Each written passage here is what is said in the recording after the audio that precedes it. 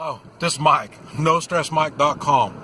I'm in Houston, Texas. Matter of fact, to be more exact, I'm in Spring, Texas, and that's a northern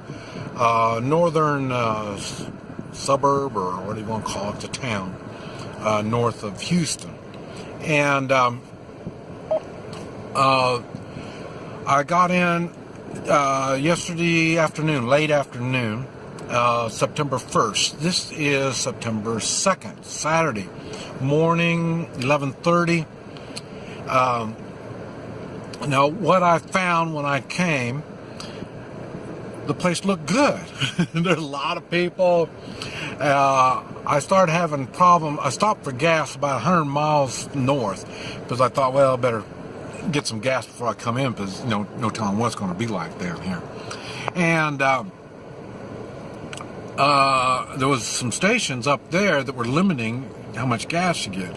So I thought, boy, this is going to get ugly. Remember, I'm comparing all this to Katrina. And I was in Katrina 10 days after Katrina. So, and now it's been about a week. And so I thought, man, this is going to be funny. So I come in. When I came in, everything looked good. Met a lot of traffic. I mean, everything you'd find in a big city. I couldn't figure this out.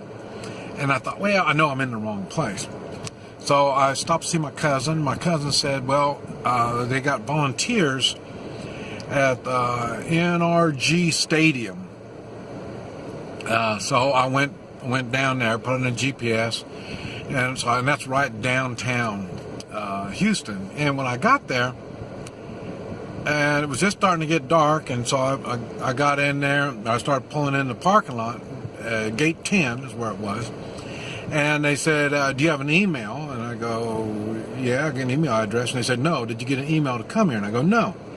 And they said, well, that means you got to go to something Brown Convention Center.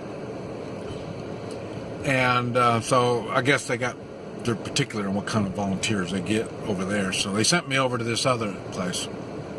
I went over there, and this is all downtown, so I'm running all over Houston. I don't see anything bad, nothing at all. I mean, it's some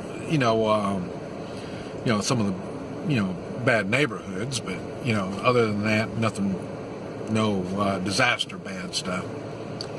So I couldn't figure out what was going on. And then there they said, well, here, all the volunteers go. For one thing, there wasn't no signs. And there ought to be signs up by now, but there wasn't no signs. So I'm driving all around. I mean, I'm driving like in a 3-block area. I just keep driving around that area. And the police tell me to move on. Oh, so what? I asked the police, well, where's the volunteers? Well, right over there. So I went over there, there wasn't nothing there. So I'm back to the policeman again. And it was just one thing after another. In other words, what he was trying to say is I park over there. So I park over there, I come walking over there, I'd say 3 blocks, walk back 3 blocks. And there were volunteers, but they were volunteers it was a Red Cross thing. And I don't know, but I'm looking for people that work hard. This is what I do. I help the volunteers. And what it was, there wasn't no people there working hard. Normally when they come back from working, they're tired. They feed them and all this stuff. I think it was, they got the volunteers that run the computers to keep track of everybody coming in and stuff like that. But, so I don't know if it was for the refugees or evacuees or what. I don't know. And then they had signs all over, no weapons. And so I'm looking inside there, and you see all these people. I'm thinking, man, there's no weapons in there with all those people. Something happened. I don't know what they're going to do. And so, but anyway, so I'm not going to go in. So that was the end of that. So my cousin lives here in Spring. And so I called her. Cell phones work. I called her, and I told her, well, I'm going to have to, if she could put me up for the night. So I came back up here. And I drove about 100 miles total in Houston, the area, Houston. I didn't see anything that was bad.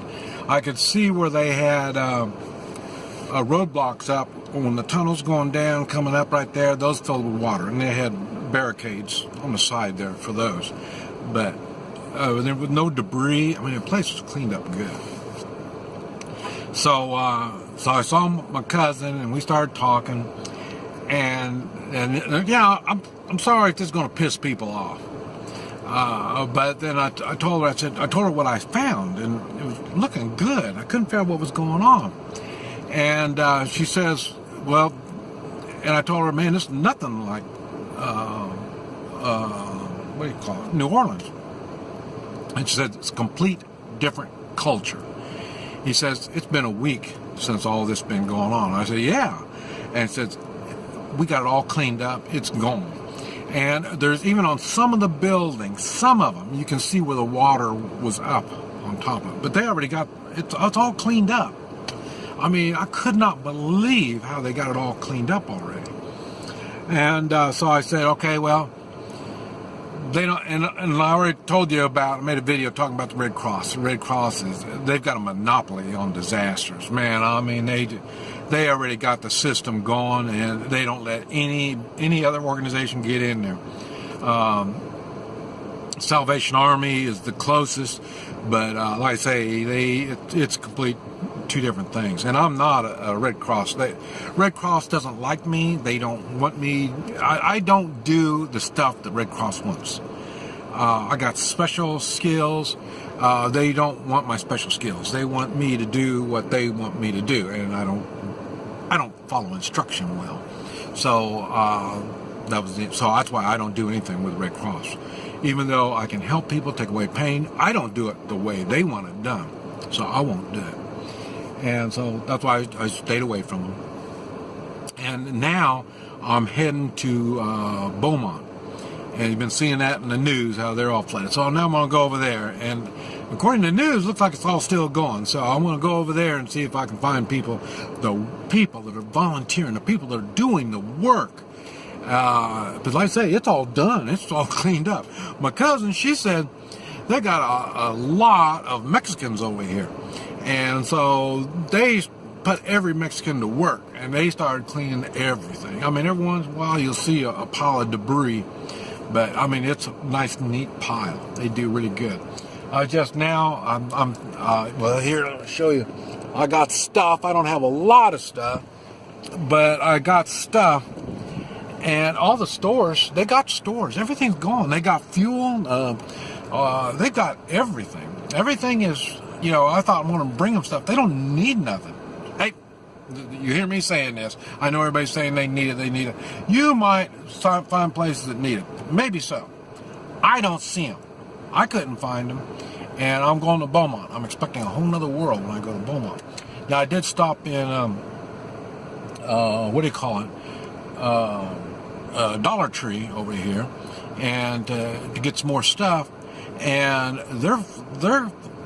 their shelves were pretty empty, and they said they emptied them out a lot, and they're still filling them back up right now. So there was a rush on getting stuff, but the rush didn't last that long. It wasn't near as bad as what I was thinking. And I'm thinking, come down here to help. They got lots of people that could help. So, and they're real picky about how they're doing it. So, I'm taking it for granted. They know what they're doing. They don't need me. So, I'm heading to Beaumont, and we're going to see what's going to happen. But anyway, yeah, I'm sure there's people that have problems, and they're going to be doing this stuff. I realize all that stuff. And I say, we all have problems we got to deal with, and I'm sure they're going to get their way of dealing through all this kind of stuff. But I say, nothing I can do to help. This is Mike, NoStressMike.com.